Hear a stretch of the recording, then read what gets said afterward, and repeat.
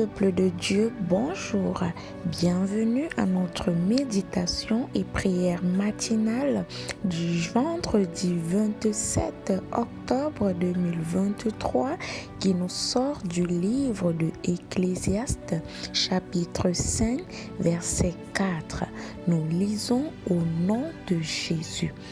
Mieux vaut pour toi ne pas faire de vœux plutôt que d'en faire un et de ne pas l'accomplir. Bien-aimés, ce matin, nous allons parler des vœux que nous faisons à Dieu ou aux hommes. Et nous devons savoir qu'un vœu est une promesse ou un engagement que nous prenons solennellement ou en privé vis-à-vis d'une personne ou vis-à-vis de Dieu. Bien-aimés, le vœu n'est pas quelque chose que nous devons prendre à la légère. Un vœu, n'est-ce pas, c'est une promesse.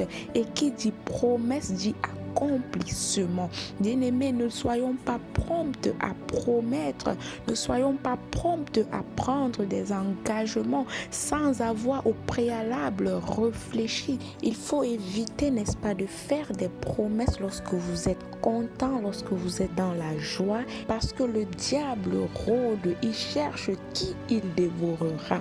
Bien-aimés, le diable profite souvent de nos émotions pour venir s'aimer le chaos dans notre vie.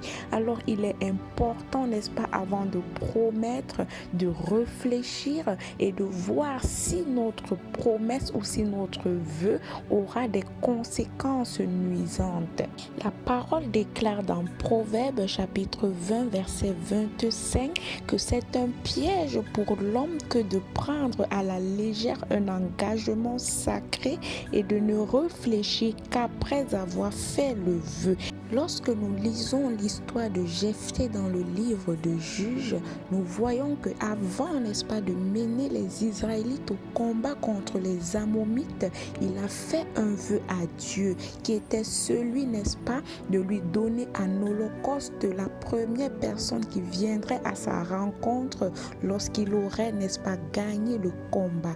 Et bien aimé, Dieu a exaucé sa prière et il lui a donné la victoire. Alors lorsqu'il est rentré, la première personne qui est sortie l'accueillir était sa fille et il n'avait plus de choix que de tenir à son vœu. Alors il fallait donner sa fille en holocauste. Bien aimé, mais ce vœu a eu des conséquences néfastes parce que ça a créé du chagrin dans le cœur de la maman et de la famille. Bien aimé, réfléchissons bien avant de faire des vœux. Lorsque Anne a fait son vœu, elle a bien réfléchi et elle a dit à Dieu: Seigneur, si tu me donnes un fils, je le consacrerai toute sa vie à ton service et le rasoir ne passera point sur sa tête. Et bien aimé, Dieu a exaucé sa prière. Elle eut un fils, Samuel, et elle le consacra à Dieu. Plusieurs parmi nous ont eu à faire des promesses aux gens, les promesses de mariage, les promesses de voyage, promesses d'argent, promesses de travail, mais n'ont jamais accompli ces promesses.